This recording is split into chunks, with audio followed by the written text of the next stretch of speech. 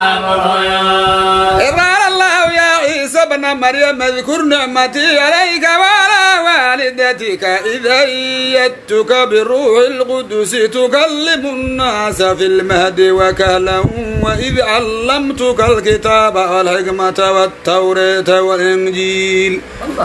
وإذ تخلق من الطين كآية الدائر بإذني فتنفخ فيها فتكون طيرا بإذني وتبرئ الأكمى والأبرص بإذني وإذ تخرج الموتى بإذني وإذ كفرت بني إسرائيل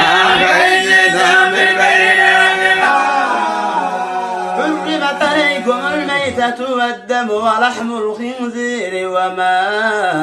أهل لغير الله به والمنخنقة والموقوذة والمتردية والنطيحة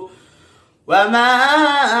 أكل السبع إلا ما ذكيتم وما ذبح على النصب وأن تستقسموا بالأزلام ذلكم فسق اليوم